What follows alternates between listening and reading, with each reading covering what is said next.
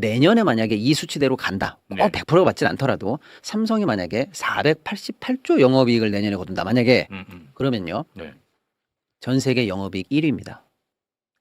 뭐 엔비디아 이런 걸 다. 엔비디아 같은 애들 혹시 그 중소기업 엔비디아 얘기하는 것이죠?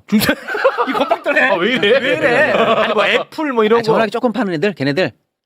걔네들 얘기하는 거죠? 왜 이래? 아니 장난치지 아니, 말고. 뭐 음료수 까만 거 조금 파는 뭐 코카콜라 뭐 그런 애들 얘기하는 거잖아요. 예. 그런 건 한참 밑에 있고. 한참 미치라고? 예, 세계 1등. 그러니까 제가 천문학적, 뭐 우주적, 이 어떤 수치로 돼야 되는 건가라고 할 정도로 정말로 서프라이즈한 실적이 어제 나왔습니다. 와. 네, 삼성전자가 분기 영업이익을 57조를 냈습니다. 대통령님. 사실 제가 이 업계에 들어온 지가 92년도니까 이런 일이 이게 꿈인가 생신가 합니다. 사실 57조라는 게요. 작년 같은 기간에 6조 벌었습니다. 그런데 더 놀라운 거는 일부긴 합니다만은 해외 IB 국내 증권사들이 전망컨대 삼성전자 같은 기업이 내년에 영업이익을 480조를 번다는 그 보고가 있고요. 만약에 그렇게 되면은 전 세계 단일 기업 중에 삼성전자가 영업이익 1등을 하는 겁니다. 삼성전자가 분기 실적 발표를 했습니다. 예. 네. 매출이 무려 133조.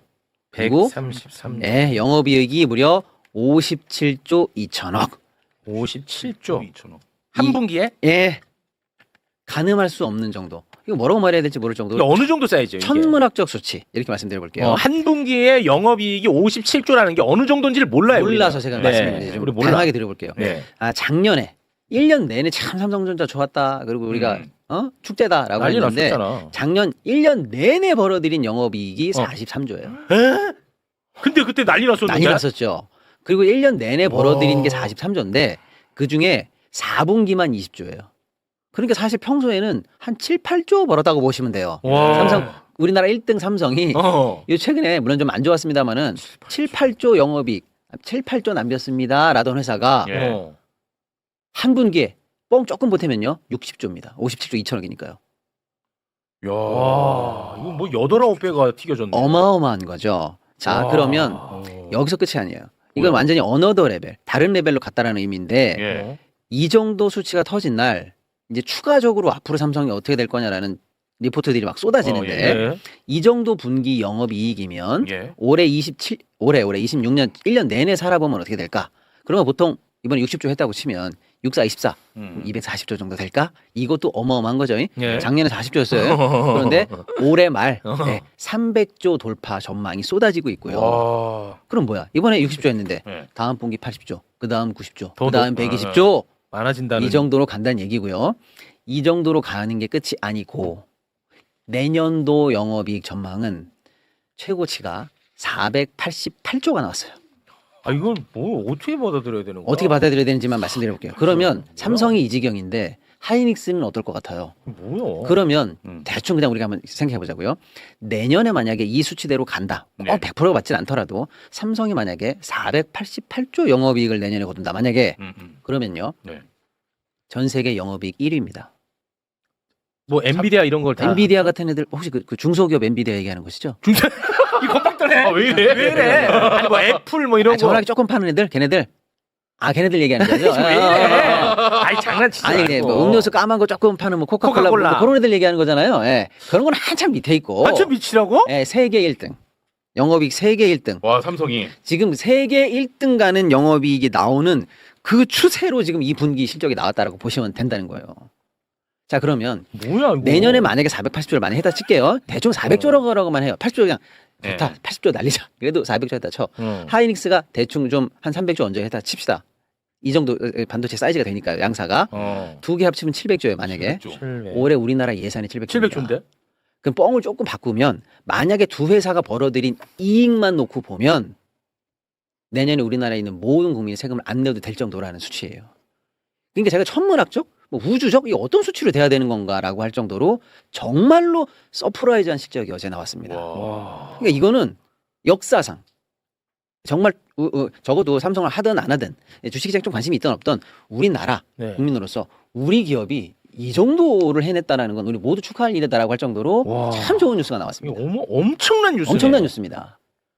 와, 뭐야? 그 말씀하신 거에 제가 뒷받침을 좀 해볼게요. 그 어제 파이낸셜 타임즈에 나온 기사를 보면 지금 말씀하시는 대목이 거의 똑같이 나와요.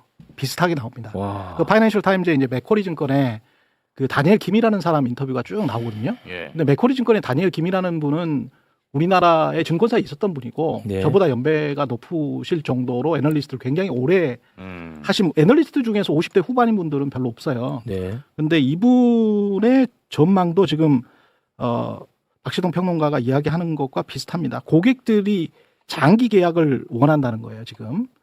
칩에 관해서. 그래서 3년이나 5년 동안 공급 부족 현상이 완화될 것 같지 않다. 와, 계속된다는 거네. 3년이나 5년 동안 공급 부족 현상이 완화될 것 같지 않다. 대박이네. 하나증권은 그래서 3분기부터 100조 원 정도 영업이익을 할 것 같다. 100조 원. 지금 57조 원 나왔잖아요. 네. 3분기부터는 100조 원 정도 야. 삼성전자가 영업이익을 할 것 같다. 와. 메리츠 증권에서는 뭐라고 했냐면 이게 엄청난 것 같지? 근데 미드 사이클에 근접한 상황이다. 그러니까 중간 정도 온 거야. 꼭지가 아니야. 야. 피크는 메모리 기업들의 실적의 피크는 올해 4분기 또는 내년 2분기 정도일 것 같아. 이게 이제 메리츠 증권의 분석입니다. 이게 또 하나증권이랑 딱딱 맞아떨어지는 게 하나증권도 3분기 정도에서는 100조 정도 갈 것 같다라고 했잖아요. 와, 네. 근데 그러니까 내년도에 합쳐서 900조 이야기가 나오는 게 이 이야기예요. 그럼 한 3분기에 이제 100조를 했으니까 그 추세가 이제 거의 피크라고 치면 3, 4분기에 이렇게 피크라고 치면 한 분기에 110조에서 120조씩 해버리면 이제 500조가 되는 거잖아요. 그래서 아까 488조 네, 뭐 이야기했잖아요. 나왔죠. 그건 두 회사를 합하면 SK 하이닉스까지 합하면 900조 이야기가 나오는 게 과장이 아니다. 그리고 지금 과장은 그런 계산은 지금 나온다는 거예요. 아. 그런 계산은 지금 나오고 파이낸셜 타임즈도 그렇고 근데 이게 그 TSMC보다 예. 사이즈가 큰 거예요? 아니 좀 크죠. 커요. 예. 네. 이 그렇게 수치대로만 돼버렸죠. 나오면 이 수치대로만 나오면 TSMC는 내년에 영업이익이 세계 한 9위, 10위 정도로 랭크될 걸로 예상하니까 TSMC가. 그 대만이고 조그만 회사 뭐 그 정도는 뭐 우리가 가볍게 제낀다. 우리가 맨날 삼성전자 반도체 맞아요. 얘기하면 TSMC가 그럼요. 맨날 언터처블이라고 생각했어요. 거기는 얘기했었는데. 항상 위에 있고. 불과 얼마 전까지. 엔비디아는 뭐 형님 중에 큰 형님이라고 네. 생각했는데 거기 뭐 얼마나 못 살면 겨우 뭐 그냥 통닭이랑 먹으러 오는 애들 아닙니까? 구멍가게 맥주나 먹고 다니는 애들이잖아요. 맥주나 네. 먹고. 야. 그러니까 그 정도로 우리가 신기하다. 참 좋은 뉴스였다라고 한 번은 예. 이 파티를 와. 즐겨도 된다라는 말씀을 좀 아니 그럼 드려요. 이재용이 그 3대 경영자 중에 1등이네. 3세대 중에서 3세대 중에 1등 했네. 뭐 지금 그렇다고 봐야 될 정도. 그동안에는 사실 제일 좀 네. 저평가 됐었는데. 네. 그런데 이제 세상은 운칠기삼이에요. 운치. 이제 세상은 운칠기삼이에요. 예. 진짜로? 그럼요. 근데 이제 이렇게 너무 좋은 얘기, 네. 장밋빛 쩌망 얘기만 대박 딱 하면은 사건. 솔직히 약간의 이제 주식에 대한 소양이 부족하신 분들은 지금 들어가야 되냐? 지금이라도 사라는 거냐? 얘네들 얘기 뭐 이렇게 얘기하시는 분도 계실 때, 네. 야 항상 최고점일 때 늘 옛날 반도체를 보면 바로 꺾이잖아. 제일 잘 될 때. 그리고 반도체라는 건 늘 사이클 산업 아니었어? 그래서 주가는 보통 9개월, 어쩔 때는요 12개월까지 선행하니까 앞으로 1년, 2년 있다가 만약에 이건기가 꺾이고 나면 자칫하면 주가적 차원에서는 곧 정점 아니야? 이런 어떤 회의적 시각도 있죠. 아, 그래요? 이런 걸 균형적으로 소개를 해드려야 됩니다. 소개는 해드리되 네. 대다수의 의견 또는 저의 의견은 정반대예요. 아직 멀었다는 의견입니다. 왜냐하면 예전에 반도체 산업을 사이클 산업이라고 했어요. 네. 왜냐? 반도체가 어디 들어가지? 라고 보면 핸드폰에 들어가네. 그럼 핸드폰은 주로 바뀌는 모델 사이클이 있고 그렇지. TV에 들어가지? 그럼 예를 들면 TV 언제 많이 바꾸지? 그래 월드컵이나 월드컵이다. 네. 올림픽같이 막 이럴 때 많이 이벤트. 바뀌지. 예. 또는 좀 더 뒤로 빼서 보면 큰 어떤 글로벌 경기에 민감해서 반도체가 많이 쓰이지 이렇게 생각한 거예요. 그 경기에 따라서 딱 경기가 터질 때 반도체가 품기죠. 경기는 터지는데 네. 그러니까 어떻게 해요? 증설로 대응합니다. 그래서 딱 물량을 딱 맞춰서 내보내면 경기는 사이클이 있으니까 꺾이죠. 그럼 재고는 마침 풀리는데 경기는 꺾여. 그럼 재고 부담이 쌓이죠. 그렇죠. 그러면 또 많은 적자를 안고 겨울을 보내. 그러고 나면 또 다시 경기가 올라갈 때 네네. 또 왕창 벌어. 반도체는 늘 이랬어. 온탕 냉탕 겨울 여름을 왔다 갔다 하는 산업이야. 지금 여름이야 곧 겨울 온다. 겨울 온다. 이거를 늘 조심하는 사람들의 얘기가 있었는데요. 제가 평론가로서 제 개인적인 의견은 그 분석이 맞다 쳐도 그거는 매출 단위 10조 단위 영업이익 10조 언저리일 때의 전통적 문법의 분석이다라고 저는 생각해요. 이 그레벨이 아닙니다. 분기 60조는 그레벨이 아니에요. 이건 뭐냐면 기존의 경기, 핸드폰, 자동차, 차에 들어가던 그 정도 수준의 반도체가 아니고요. AI라든지 새로운 신세계가 아예 열렸어요. 아예 열렸기 때문에 기존의 문법이나 경기로 설명할 수 없는 수준의 천문학적 매출입니다. 새로운 시대다. 새로운 패러다임이 열렸고 그 시대는 이제 여명이에요. 그러니까 솔직히 말해서 우리나라에서 레포트나 외국에서 나온 레포트를 봐도 AI 시대가 촉발한 반도체 수요라든지 네. 또는 이 AI 문명에 가야 되는 이 길에 대해서 끝이 어딘가를 아무도 모른다는 거예요. 아. 근데 왜 기존 문법을 가지고 기존에 경험해보지도 못한 천문학적 매출을 가지고 똑같이 분석해서 곧 한계가 아닐까라는 회의론을 제기하느냐. 저는 아직 동의 못하겠어요. 아, 알겠습니다. 예, 지금- 그래서 저는 개인적으로 예. 그다음에 비교를 좀 해드리면 아까 우리가 엔비디아라고 얘기했던 세계 최정상 엔비디아의 시총이 6,600조 정도 됩니다. 시총이요. 6,600조. TSMC가 한 2,500, 600조 정도 왔다 갔다 예. 합니다. 삼성전자 시총이 지금 1,100조 원저리예요. 와. 영업이익이 1등인데 왜 시총이 6분의 1이고 3분의 1이어야 돼요? 그러네. 역으로 계산해 보면 아직도 비교해 보면 그만큼 싸다는 거예요. 싸다. 예. 네. 네, 그런 측면에서 역사적 저점 구간을 지나고 있고 물론 오늘 이렇게 큰 호재가 나왔다고 그래서 내일 당장 20만 원짜리가 200만 원짜리가 된다. 그런 건 아니죠. TSMC도 시차를 두고 몇 년에 걸쳐서 오늘의 TSMC가 된 거고 네. 중간에 박스권도 좀 있습니다만 어쨌거나 이 레벨로 설명되지 않는 단계에 우리나라 회사가 진입했고 네. 주가라든지 매출이라든지 여러 가지 이제 앞으로 경영적인 어떤 사이즈나 이런 것들이 이제 드디어 세계 탑급으로 올라간다. 올라가 버렸다. 네, 그런 진짜 큰 뉴스다. 이거 큰 뉴스입니다. 예. 그런데 뭐 몇몇 분들은 언제부터 매블쇼가 삼성전자 사내 방송이 됐냐 뭐 이렇게 말씀을 하시네요. 네. 이거 글로벌 뉴스입니다. 그럼요. 네. 여기서 약간 트집을 하나 잡고 안전하게 잡고 넘어가야 돼요. 안전하게 잡아야지. 왜냐하면 지금 뭐 그렇게 해서 그러면 쭉 주가가 올라가야 되는데 이렇게 외국인들은 사실은 계속 팔고 있었거든요. 그래요? 2월 달부터. 뭐 이게 왔다 갔다는 합니다만은 전반적으로 삼성전자와 SK하이닉스 특히 삼성전자는 많이 팔고 있었어요. 근데 그런 것들에 이렇게 요 마음속에 있는 뭐랄까요 아주 마음속에 있는 캥기는 부분들이 있어요. 시장의 심리에. 뭐예요? 제가 보기에는 아까 말씀하신 결국은 사이클 업종 아니냐. 아, 결국 사이클. 디램. 그다음에 두 번째는 자원 패권 전쟁이에요. 이번에 이제 우크라이나 전에 이제 우크라이나 이후에 베네수엘라 다음에 이란이었잖아요. 이것도 이제 석유지만 석유 그 이면에는 중국에 대한 견제거든요. 네. 베네수엘라도 중국이랑 굉장히 밀접했었고 이란도 중국이랑 굉장히 밀접했었잖아요. 네. 근데 그런 것들을 어떤 전략적인 요충지들을 차단하고 석유 자원에 대한 것들 그다음에 히토류에 대한 것들에서 훨씬 더 바긴 파워를 갖고 싶어하는 미국의 어떤 마음이 있습니다. 아, 그럼 반도체도 좀 견제가 들어올 거다. 그렇죠. 근데 거기에서 미국 입장에서는 지금 자원 특히 이제 히토류든 뭐 희귀 광물이든 뭐 구리든 뭐든 간에 광물과 관련해서는 중국에 턱없이 밀려요. 네. 미국뿐만이 아니고 전 세계를 다 합쳐도 중국을 따라갈 수가 없습니다. 방산뿐만이 아니고 특히 정제하고 재련하고 뭐 이러는 거 있지 않습니까?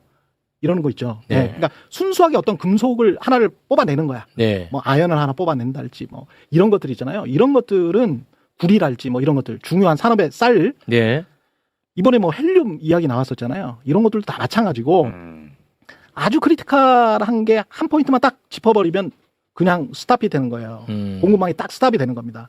근데 거기에 삼성전자는 늘 이게 그 희귀 광물을 필요로 하는 것이고 미국과 중국이 어떻게 바터할지 모른다라는 불안감이 있어요. 예. 그래서 그럴 수 있지. 기술 자체가 반도체 칩의 기술이 HBM의 아주 끝단에 있는 TSMC나 또는 바로 밑에 있는 SK 하이닉스하고는 좀 다르게 네. D램 반도체 칩을 많이 생산하고 있는 삼성전자 같은 경우는 만약에 이거는 이렇게 안 될 수도 있습니다만은 5월에 미중이 만나서 네. 어떤 이제 바터를 하는데 야, 희귀 광물은 이렇게 계속 하고 안정적으로 하고 D램 정도는 완전히 국가안보에 미국의 국가안보에 그렇게 큰 해는 안 되니까 니들 것도 수출하게 해줄게. 랄지. 아, 그럼 여러- 우리가 이렇게 그렇죠. 지금 뻥튀기 된 거는 중국에 대한 제재도 또 좀 있는 거예요? 그렇죠. 아. 그러니까 이게 우리는 중국이 진짜 양날의 검이에요. 그러니까 그래. 미국이 중국을 철저히 제재를 해주면서 반도체랄지 첨단 기술 쪽으로 반도체 장비가 안 넘어가게 하는 건 우리한테 좋은 거예요. 그건 이제 좋은 거고. 근데 미국이 너무 코너에 몰려서 광물이나 이쪽에 너무 코너에 몰려서 야 시간 좀 벌자. 그러면 D램 정도는 싼 D램 정도는 어떻게 좀 공급을 해줄래? 그리고 이제 요거는 광물은 이렇게 할까? 그럼 중국계 많이 팔릴 수 있고. 그럼 이게 충분히 상상이 가능하다는 거죠. 오케이. 그러니까 이런 것들은 시장에 늘 잠복해 있는 어떤 불안 요소가 불안 요소다. 있으니까. 아주 의미 있는 시나리오이긴 한데요. 네. 조금 이제 이렇게 이제 들어가면 이제 더 전문적으로 들어갈 수밖에 없는데 사실은 지금 우리가 AI 시대를 맞이했잖아요. 네. 처음에 제일 중요했던 거는 학습이에요. 그래서 빨리 인류가 태어나면서 지금까지 만들어냈던 모든 문서와 자료를 학습하는 게 중요했어요. 그렇죠. 그래서 고대형 메모리가 너무나 중요했어요. 그래서 하이닉스가 날아갔던 거예요. HBM4, 3, 뭐 어쩌고저쩌고 이런 것들이요. 그런데 지금은요. 더 학습할 게 없다 싶을 정도로 학습이 끝났어요. 이미 학습돼 있어. 네, 다 돼 있어요. LLM이 네. 완성됐습니다. 예. 그럼 지금 우리가 야 콜라 먹을까 사이다 먹을까 이렇게 물어보면 대답을 하잖아요. 얘네들이. 예. 이거는 추론이에요. 근데 추론을 하려면 이제 학습보다는 사이다 잠깐만 대기, 콜라 잠깐 대기, 그리고 뭐라고 얘기할까? 이거를 연산하는 과정에서 추론하는 과정에서 저장 장치였던 D램이 갑자기 많이 필요해진 거예요. 그동안 학습이 끝나고 지금 추론의 시대거든요. AI가. 예. 예. 그러니까 D램 누가 많이 만들지 보니까 이미 삼성과 하이닉스가 세계 1, 2등이에요. 그다음에 미국 업체가 3등이에요. 물론 중국의 점유율도 있습니다. 한 10여 % 왔다리 갔다리 해요. 네, 그러니까 의미 있는 시나리오이긴 한데 네. 그렇다 하더라도 세계적 점유율에 별 지장은 없을 거다. 또는 대체 진짜 불가야. 시장이 요구하는 물량이 100인데 물건이 지금 10밖에 없냐?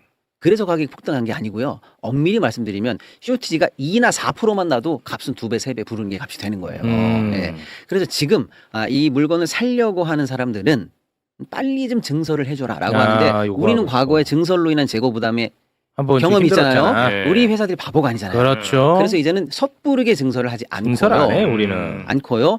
니네가 그렇게 물건이 필요하면 증설도 할 건데 그 대신 우리 증설하고 니네 나중에 안 사면 어떡할 거야. 감 내려가면. 그렇지. 그러면 단연 계약으로 가자. 어. 3년 이상 몇 년 이상 단연으로 해. 책임지고 사. 그럼 안정적이지. 안정적이죠. 그렇지. 그 계약을 하고서라도 받아간다는 거예요. 그럼 그러면 미래가 보장됩니다. 그렇죠. 그러면 적어도 과거 문법으로 하더라도 경기 하방으로 들어가더라도 하방을 막고 간다는 버틸 거예요. 수 있죠. 예. 그리고 AI라든지 이런 쪽 사이드가 추가로 위로 열리면 위는 열고 하방은 막고 가니까 예전과 같이 대폭 낙오를 겪는다든지 그럴 정도로 오케이. 그런 정도 리스크가 없다. 네. 이런 다양한 이론이 있습니다. 여러분, 삼성전자가 제대로 터뜨렸네요.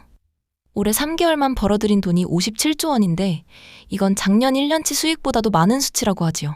AI 열풍으로 반도체가 없어서 못 팔 정도라 내년엔 이익이 480조 원을 넘기며 애플과 엔비디아를 제칠 거란 전망까지 나왔는데요. 이제 삼성이 전 세계에서 돈을 가장 많이 버는 챔피언이 되는 것도 꿈은 아니네요. 대한민국 기업이 지구 1등을 찍는 역사적 순간을 상상만 해도 가슴이 웅장해지셨다면 구독과 좋아요 부탁드립니다.